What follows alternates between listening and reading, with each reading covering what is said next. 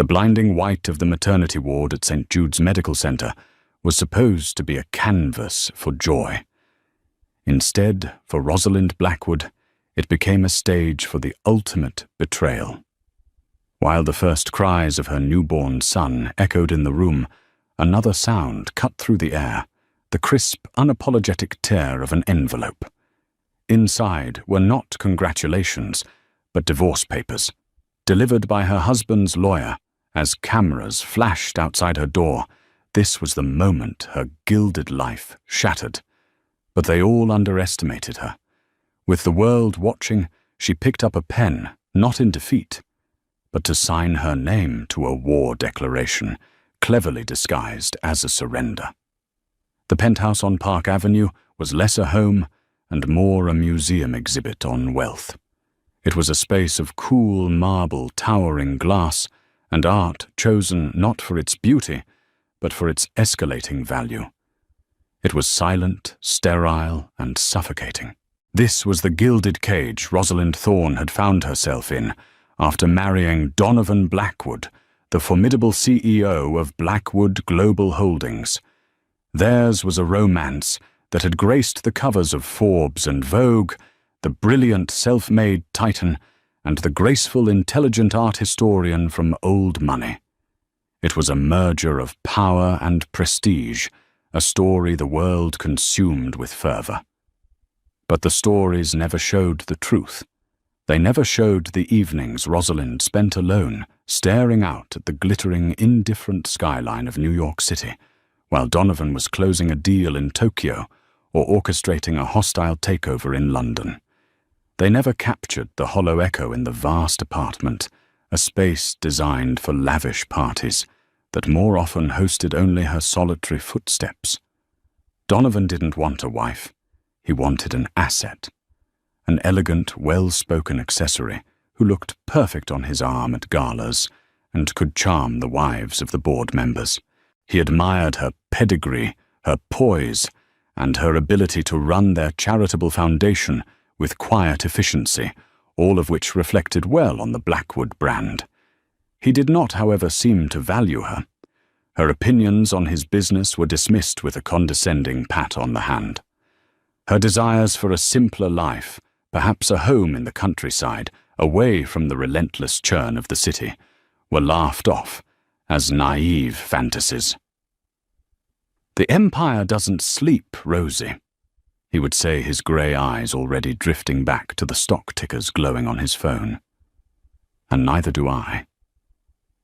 Rosalind had come from a world of quiet wealth, where legacy was measured in generations, not quarterly earnings. Her father, a revered constitutional law professor, had warned her about Donovan. "He's a predator. Rosalind," he had said, his voice laced with a rare note of concern. "Men like that don't build empires. They conquer them, and they burn everything in their path to do it." She had dismissed it as the overprotective worrying of a father seeing his only daughter marry a man so different from himself. She had believed in the Donovan she saw in the beginning, the one who quoted poetry, who remembered her favorite flower, who seemed to see her not just the Thorne family name. That man had vanished almost the moment the wedding rings were slipped on their fingers. He was replaced by the CEO, a man who moved through the world with a chilling sense of purpose, a man for whom everything and everyone was a transaction. The pregnancy had been a surprise, a welcome one for Rosalind, who yearned for a human connection, for a love that wasn't conditional on a rising stock price. She had hoped it would change him, soften the steel that seemed to encase his heart. For a brief time, it seemed to. He was attentive, almost gentle. He placed a hand on her growing belly, a flicker of something unreadable in his eyes. A son. He'd declared, not asked, an heir for the Blackwood dynasty. Her heart had sunk. It wasn't about a child.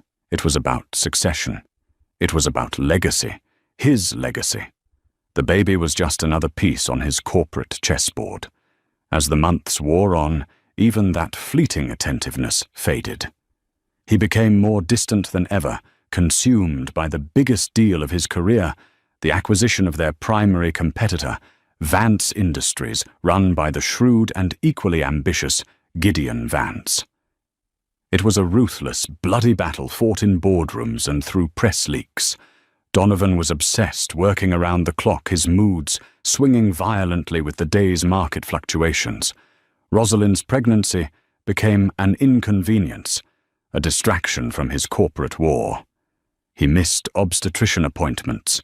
He forgot to come home for dinner on the rare nights he was even in the country. The last conversation they had before she went into labor was an argument. She had found a draft of a press release on his desk, one that detailed the restructuring of Vance Industries post-acquisition. It outlined plans to dissolve the company's charitable wing, a project Gideon Vance's late wife had founded. "You can't do this, Donovan," she'd pleaded. "It funds community centers' arts programs for underprivileged children." He had snatched the papers from her hand, his face a mask of cold fury. "It's a liability, a drain on resources. Sentimentality has no place in a balance sheet. You run your little foundation, Rosalind, and let me run my empire. You don't understand the pressures I'm under."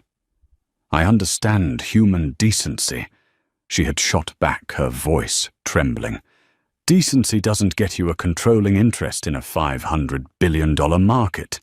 He'd sneered, turning to leave. "Stay in your lane." That was 2 days ago. 2 days of crushing silence. Now, as the first sharp, undeniable contraction seized her body, she was utterly alone in the cavernous penthouse. She clutched the cool marble of the kitchen island, her breath catching in her throat. She looked at her phone. No missed calls, no texts, just an automated alert from a financial news app. Blackwood Global on the verge of historic Vance Industries takeover. Final vote imminent. She knew with a certainty that chilled her to the bone that he would not be there. He was at the precipice of his greatest victory, and nothing, not even the birth of his own son, would pull him away from it. With tears of pain and abandonment blurring her vision, Rosalind called her driver as she was helped into the back of the sleek black car. Another contraction, more powerful than the last, ripped through her. She leaned her head against the cool leather, her hand resting protectively on her stomach. This was not how it was supposed to be. This was not the beautiful shared moment she had dreamed of. This was a solo performance on the stark stage of her husband's ambition. She was just another inconvenience to be managed. But as the car sped through the streets of Manhattan towards St. Jude's, a different feeling began to bloom beneath the pain and the sorrow, a cold, hard resolve. A flicker of the thorn spirit, the one her father always said, was forged in quiet resilience, not bombastic power. She had been a sleeping partner in this marriage for too long, and she was about to wake up. The maternity ward at St. Jude's was an island of frantic calm. Nurses with kind eyes and firm hands moved with practiced efficiency, their soft-soled shoes squeaking on the polished floors. They spoke to Rosalind in soothing tones, monitoring her vitals, coaching her through the escalating waves of pain. But their kindness couldn't fill the cavernous absence beside her. The space where a husband should have been, holding her hand, whispering words of encouragement, was empty. Her private suite, the finest the hospital offered, felt as lonely as her penthouse. It was a large, tastefully decorated room with a view of the East River, a courtesy extended to one of the hospital's most generous benefactors. The Blackwood name opened every door, but it couldn't conjure the one person she needed. Hours blurred into a grueling rhythm of pain and exhaustion. She had tried to reach Donovan. Her first call went to his voicemail. The second was answered by his curt assistant, who informed her that Mr. Blackwood is in a critical, uninterruptible meeting. "Tell him I'm at the hospital." Rosalind had gasped, her knuckles white as she gripped the phone. "Tell him I'm in labor." "I will pass along the message. When there is an opportune moment," Mrs. Blackwood, the assistant, had replied, her voice devoid of any human warmth. An opportune moment. As if the birth of his child was something to be penciled in between a conference call and a market analysis. That was the last she tried. The rejection was a physical blow as sharp as any contraction. Humiliation warred with a primal maternal fury. Her child would not come into this world feeling unwanted. She would be enough. She had to be. The first sign that her private medical event was about to become a public spectacle was a subtle shift in the hospital's atmosphere. The nurses started murmuring to each other in the hallway. A stern-faced hospital administrator appeared, his brow furrowed with concern. "Mrs. Blackwood," he began, "it seems the press has been alerted to your situation. There's a crowd forming at the main entrance." Rosalind's blood ran cold. Who would leak this? And then she knew. It was a classic Donovan Blackwood move. He couldn't control the narrative of his absence, so he would create a different one. The beleaguered CEO, so dedicated to his company and shareholders that he was forced to miss the birth of his heir for a once-in-a-lifetime deal. It was a story of sacrifice, of a titan's difficult choice. It was a lie, but it was a lie that would play well in the financial pages. Soon the muted sounds of the ward were punctuated by the distant but unmistakable clamor of a media frenzy. The flashes of cameras against the windows of the lower floors pulsed like errant lightning. Her delivery room had become the epicenter of a media storm. Just as the doctor announced it was time to push, a different kind of visitor arrived. A man in a flawlessly tailored somber grey suit stepped into the room, flanked by a hospital security guard. He had a severe face, thin lips, and the cold, detached eyes of a man who dealt in facts, not feelings. It was Arthur Finch Donovan's chief legal counsel, a man Rosalind had only met at formal events. He carried a sleek leather briefcase. "Arthur," Rosalind breathed, bewildered. "What are you doing here? Is it Donovan? Is something wrong?"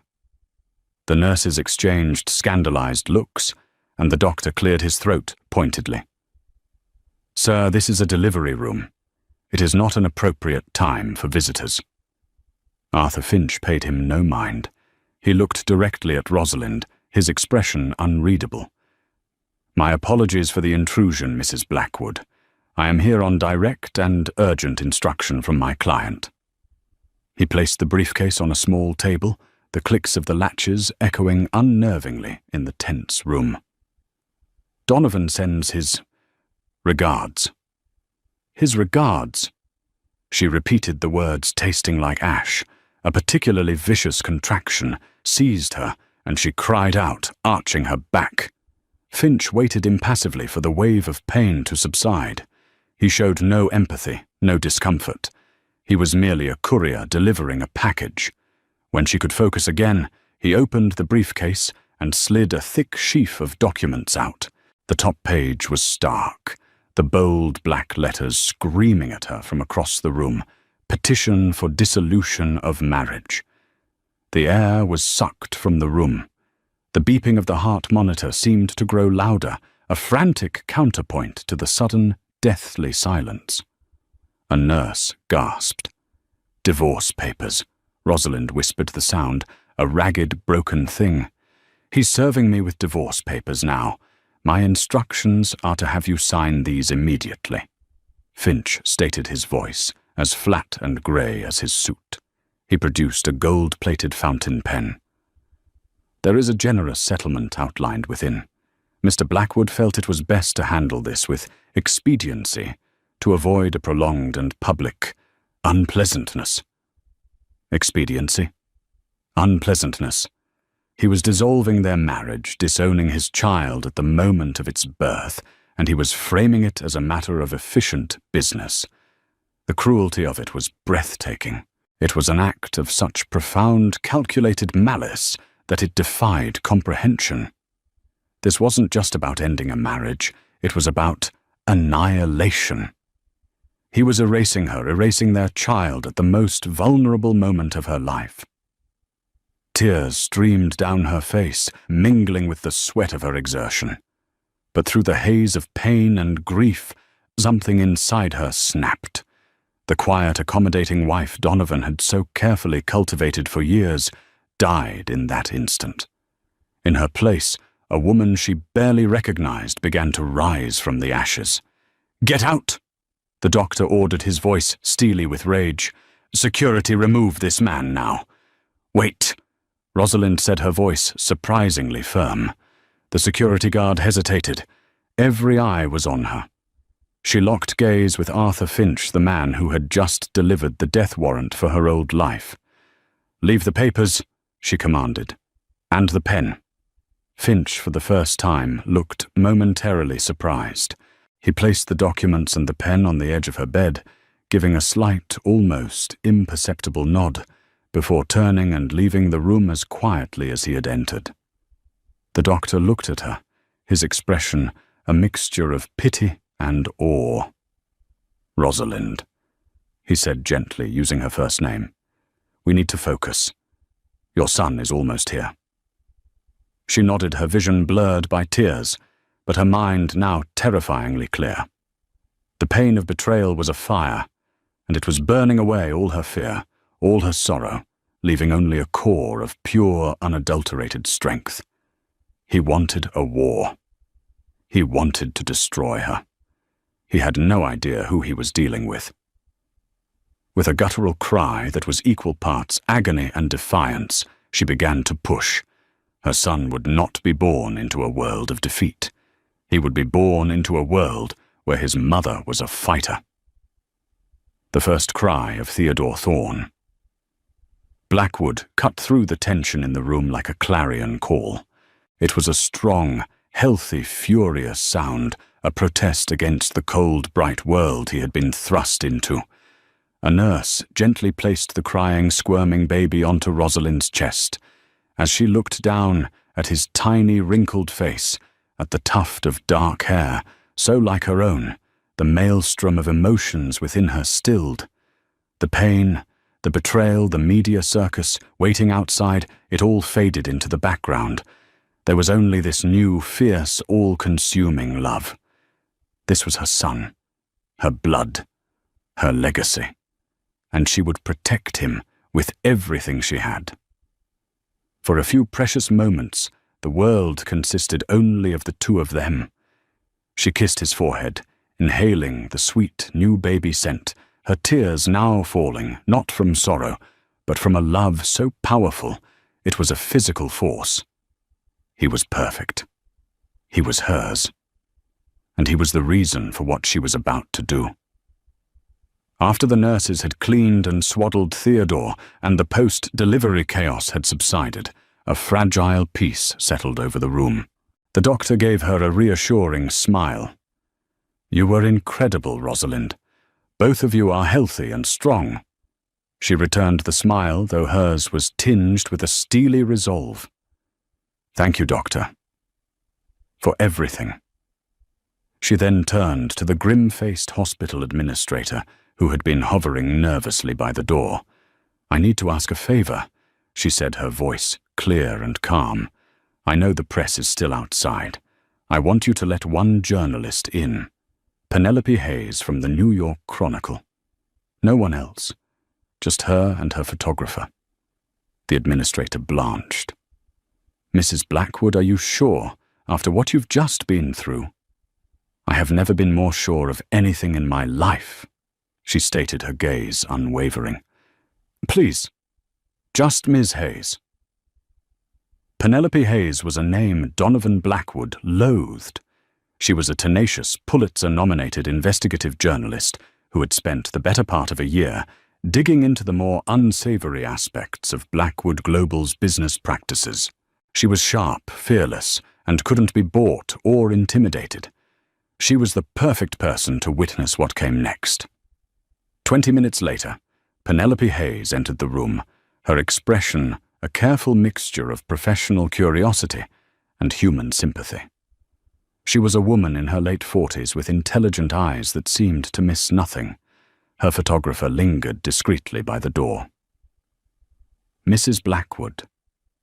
Penelope began, her voice soft. "Congratulations on the birth of your son.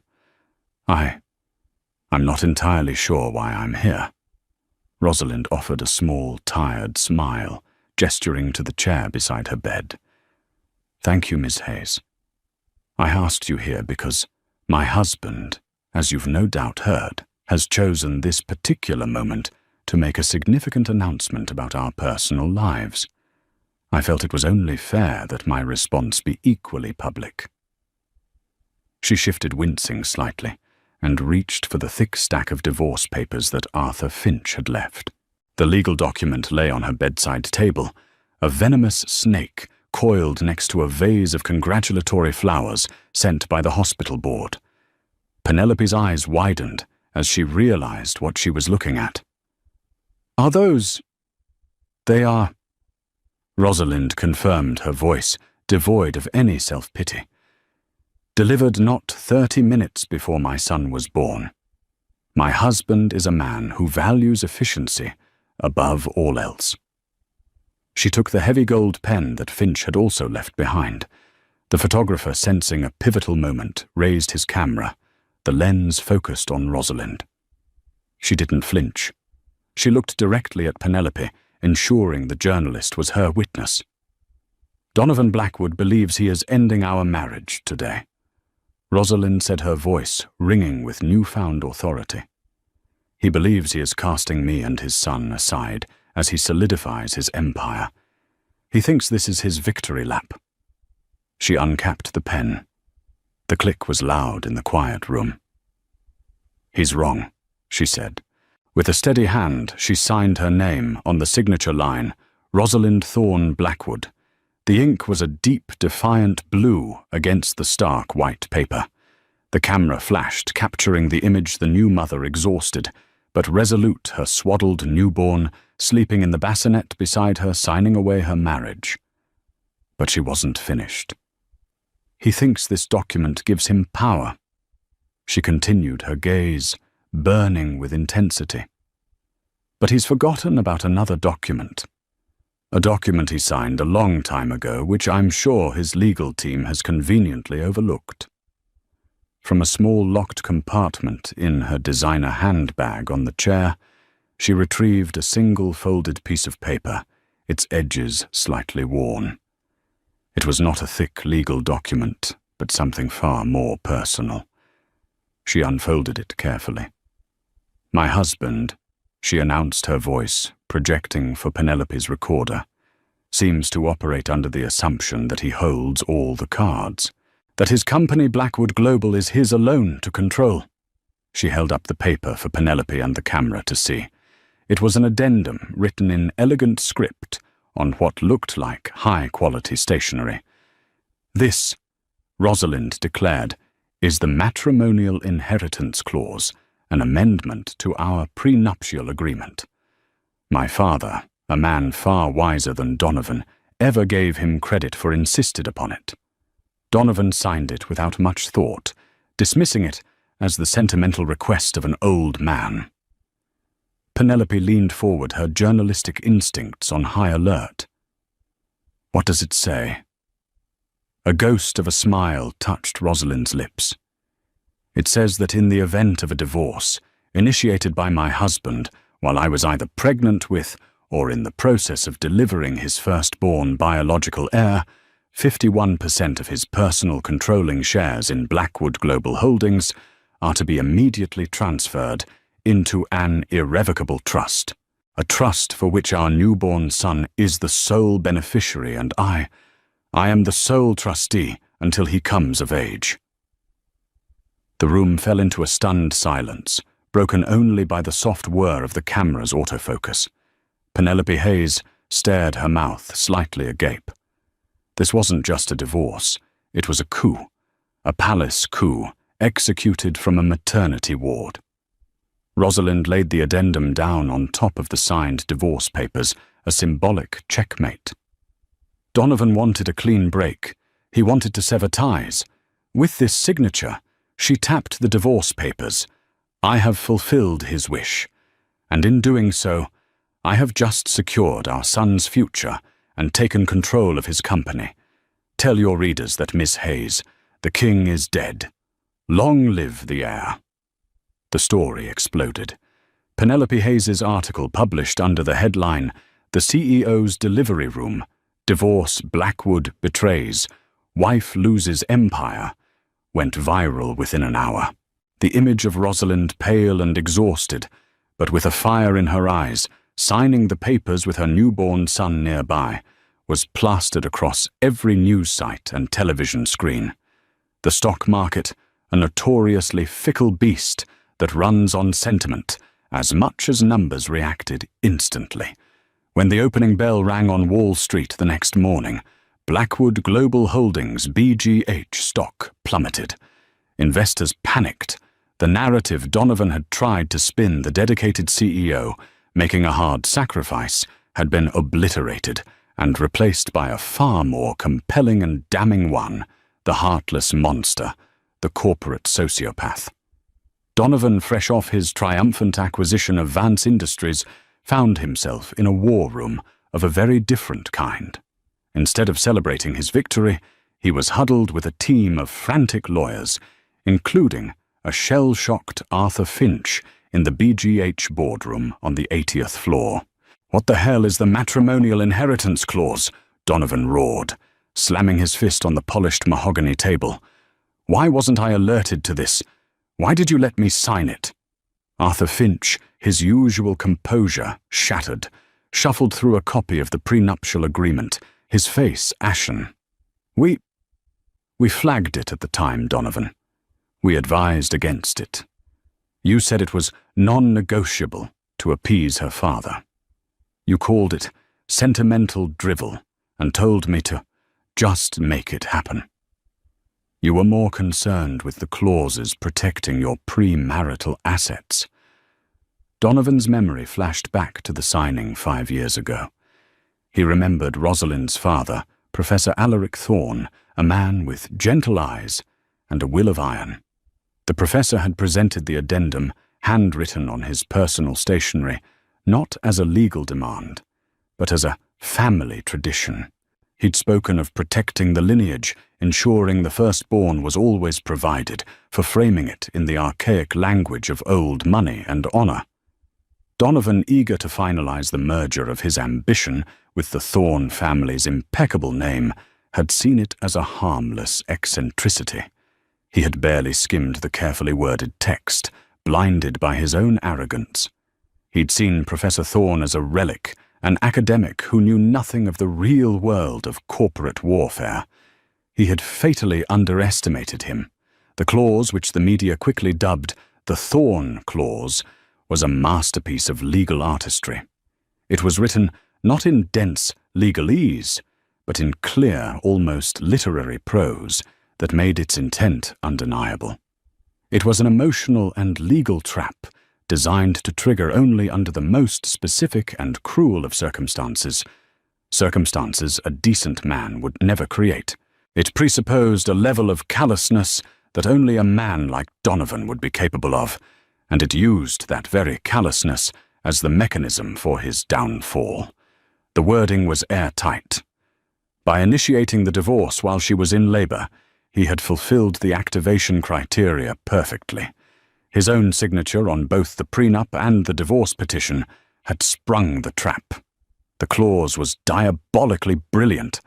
It didn't just transfer the shares, it put them into an irrevocable trust. This meant Donovan couldn't sue Rosalind to get them back. He couldn't pressure her, buy her out, or intimidate her. The shares no longer belonged to either of them. They belonged to Theodore Thorne Blackwood, an infant, and Rosalind, as sole trustee, had complete and total voting power over those shares until their son turned 25. 51%.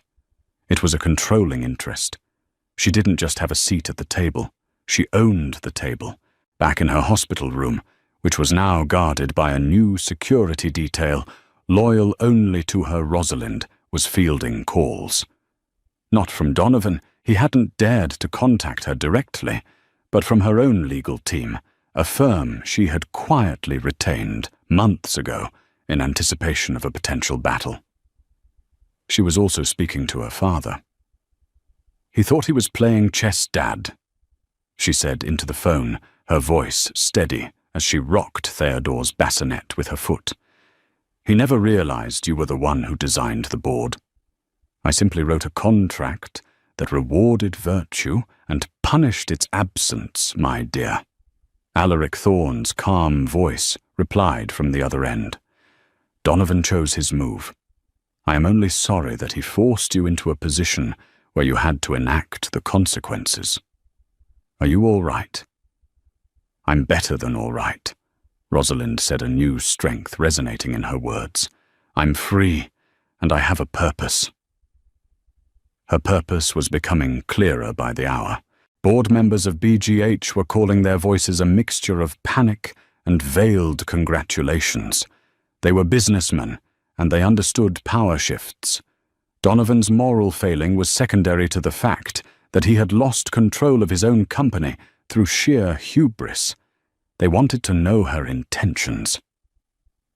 "My intention," she told the lead director, a man named Philip Crow, "is to protect the long-term stability and value of this company for its true owner, my son. The current leadership has demonstrated a level of recklessness that is not conducive to that goal. An emergency board meeting will be called."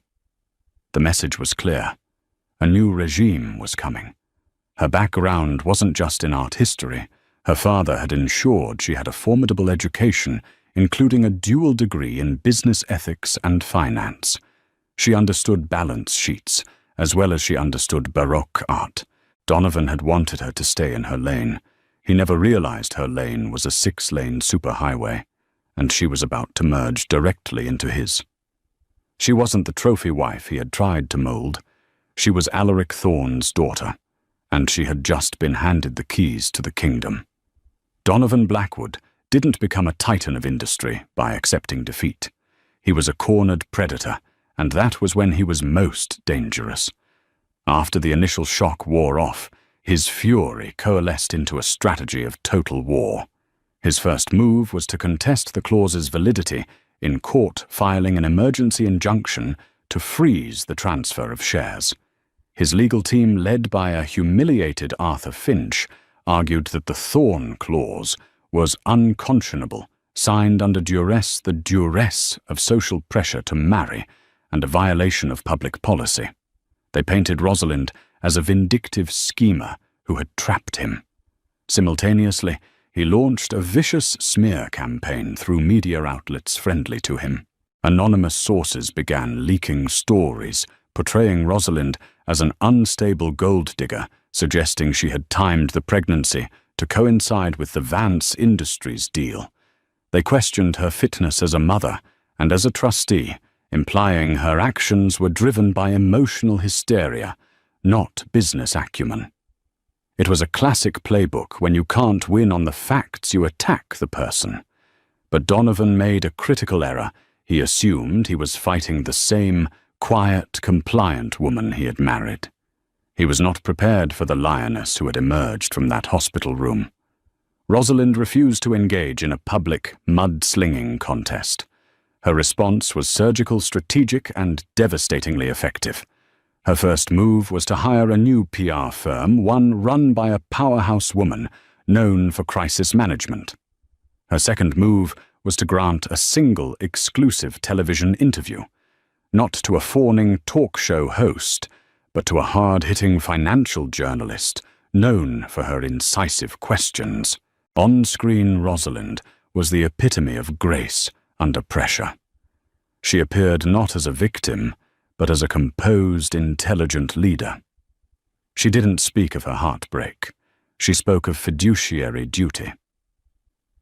"My personal feelings regarding my husband's actions are irrelevant," she stated calmly, looking directly into the camera. "My role now is not that of a scorned wife, but as the trustee for the majority shareholder of Blackwood Global." My duty is to protect my son's inheritance from the reckless, impulsive, and ethically questionable leadership that has jeopardized the company's reputation and its stock value." When asked about Donovan's lawsuit, she smiled faintly. "My husband's legal challenges are a desperate attempt to distract from the core issue he willingly signed a contract. At Blackwood Global, he built his reputation on the idea that a man's signature is his bond. It seems he believes that principle applies to everyone but himself. The courts and our shareholders will see this for what it is." Her masterstroke, however, was not in the court of public opinion, but in the corporate boardroom.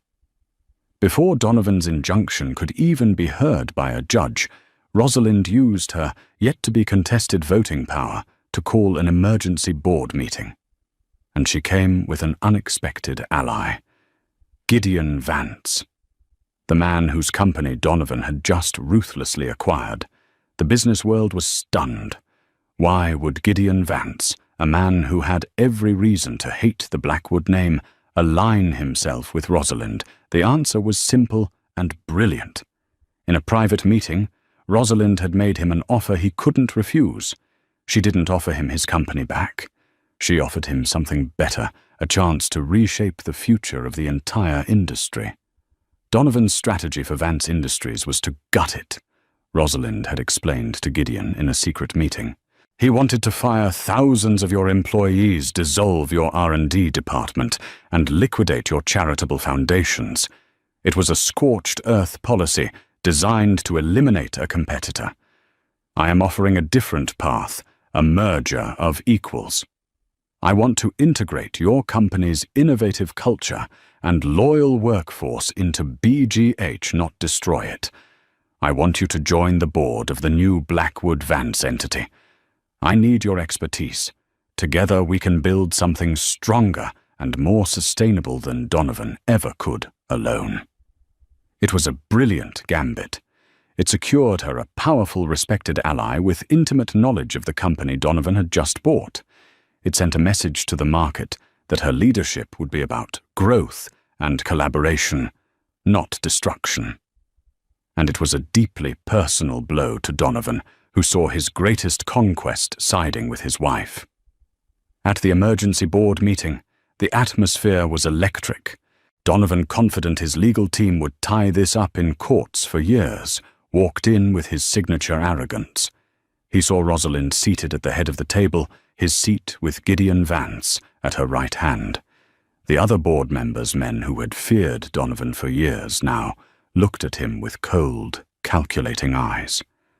They were loyal to power, and the power in the room had shifted. Rosalind opened the meeting.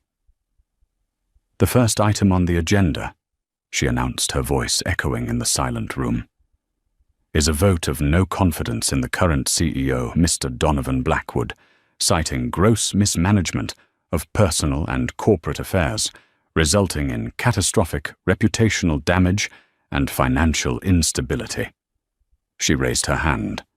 "As the representative for 51% of the voting shares, I vote aye." Gideon Vance raised his hand. "As a new board member representing the interests of the newly merged Vance Industries, I also vote aye." Or, one by one, the other board members, seeing the undeniable shift in power, followed suit. It was a rout. Donovan sat stone-faced as his entire world crumbled around him, orchestrated by the woman he had dismissed as a mere decoration. He had been surgically and publicly excised from the empire he had built. He stood up, his face a mask of controlled rage.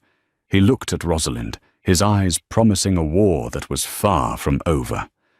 "You'll regret this," he hissed. Rosalind met his gaze without flinching. "I only regret," she said, her voice clear and cold, "that I didn't do it sooner." The fallout was immediate and decisive. The court swiftly dismissed Donovan's injunction, the judge ruling that the Thorn Clause was a clear and binding contractual agreement. Stripped of his title, his power, and his controlling shares, Donovan Blackwood became a pariah. His smear campaign faltered exposed as the pathetic lashing out of a dethroned tyrant. He was left with a vast fortune from his premarital assets, but his name, once a symbol of power, was now synonymous with hubris and public humiliation. He vanished from the public eye, retreating to a private island to lick his wounds, a king in a gilded exile of his own making. Rosalind, however, didn't revel in his defeat. Her focus was entirely on the future. Taking the helm as chairwoman of the newly rebranded Thorn Vance Holdings, she began a radical transformation of the company. She didn't rule with Donovan's brand of fear and intimidation, but with intelligence, empathy, and a sharp, strategic vision. Her first act was to halt the mass layoffs at Vance Industries, earning the instant loyalty of thousands of employees.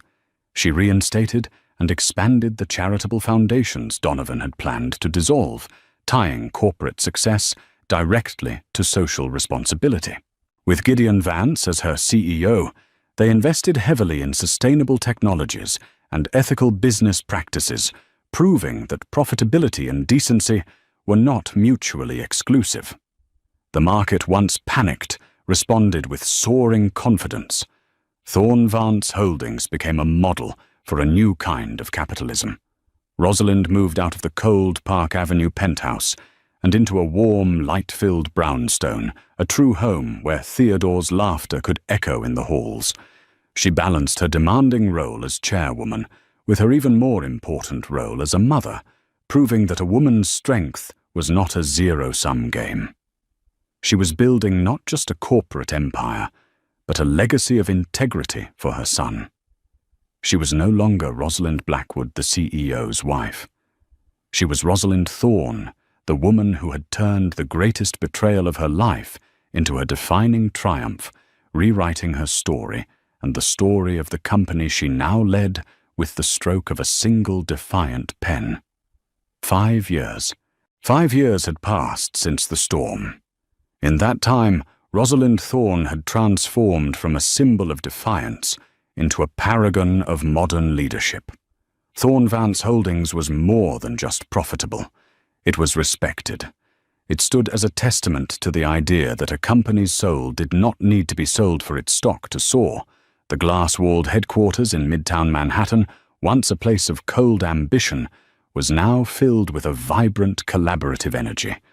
Rosalind as chairwoman and Gideon Vance as CEO had forged a partnership built on mutual respect and a shared vision.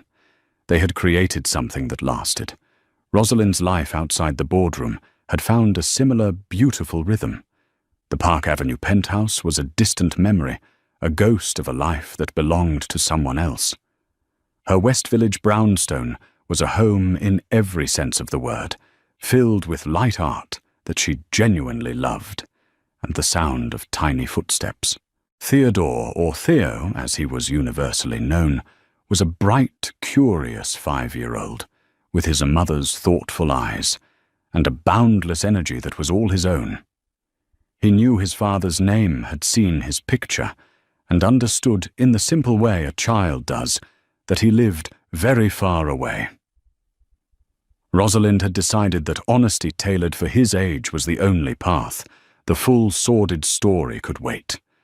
For now it was enough that he felt safe, loved and secure in his world, a world his mother had built specifically to protect him. Peace, however, can be a fragile thing.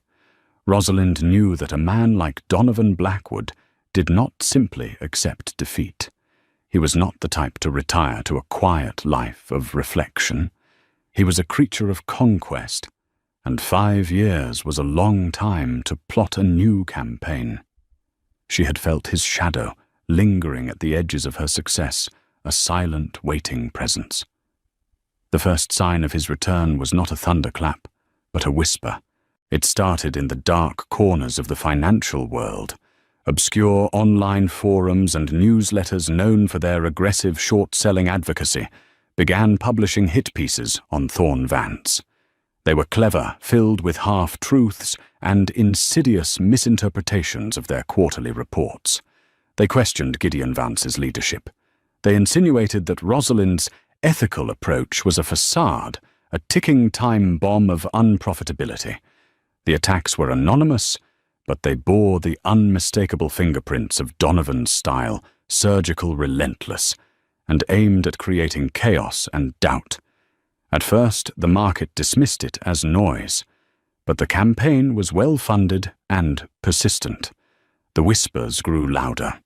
A respected, though notoriously cynical television analyst picked up the narrative, giving it a veneer of legitimacy.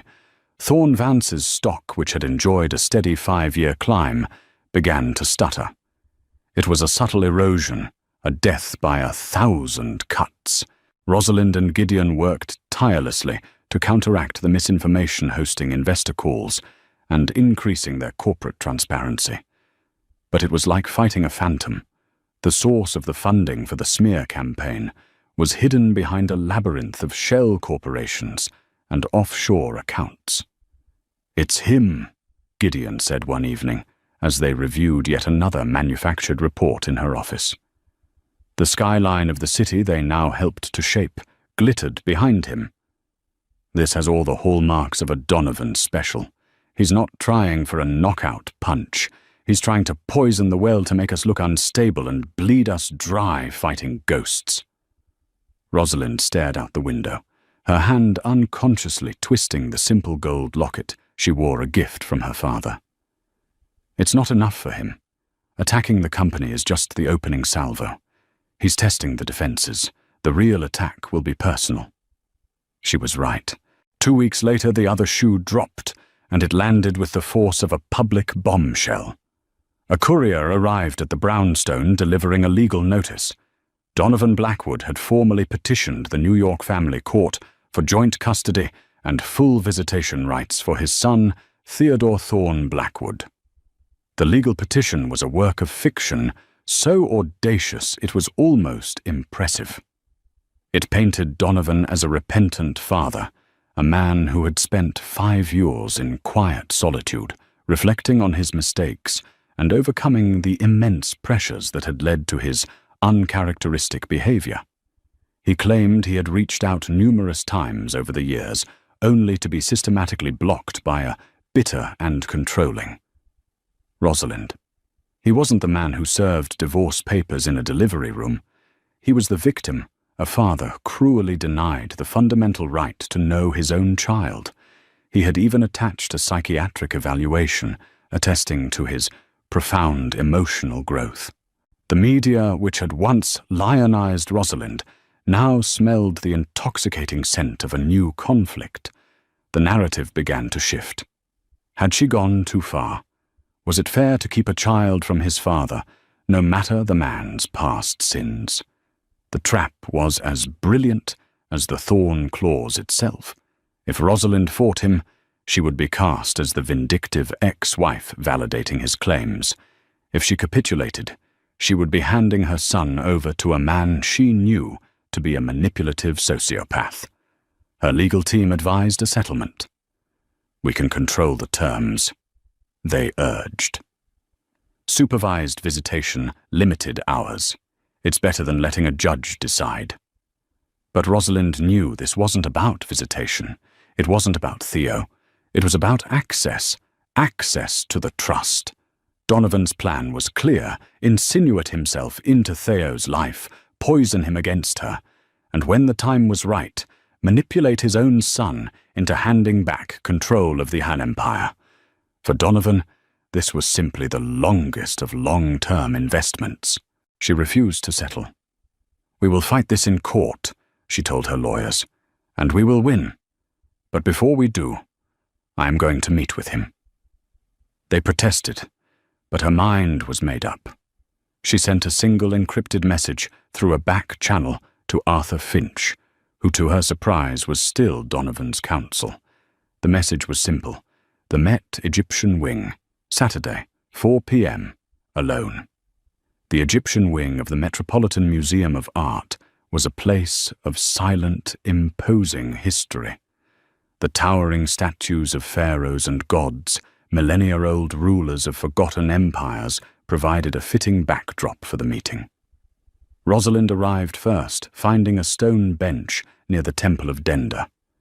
She looked calm, dressed in simple, elegant trousers and a silk blouse, her only armor, the quiet confidence she now wore like a second skin. Donovan arrived precisely at 4. The 5 years had changed him, but not in the way his petition claimed. He was leaner, his face harder, the silver at his temples more pronounced. He looked not reformed, but honed, sharpened by years of resentment. He approached her not with the humility of a penitent, but with the coiled energy of a predator. "Rosalind," he said, his voice a low purr that once would have sent a shiver down her spine. Now it left her cold. "You look well. Power agrees with you." "It's not power, Donovan. It's responsibility," she countered, not bothering to stand. "Something you still seem to know very little about." He gave a dry chuckle and sat at the opposite end of the bench, leaving a careful distance between them. Always so direct. I've missed that. He gestured around the grand hall. I thought this was an interesting choice of venue. All these forgotten kings surrounded by the treasures they amassed, a reminder that all empires eventually fall. "Some are simply transferred to more competent rulers," she replied smoothly. "Let's dispense with the pleasantries. Why are you doing this?